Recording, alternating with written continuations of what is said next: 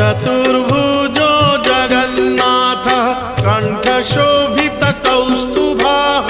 पद्मनाभो देवगर्भश्चन्द्रसूर्यविलोकनः जगन्नाथो लोकनाथो नीलाद्रीशः परो हरिः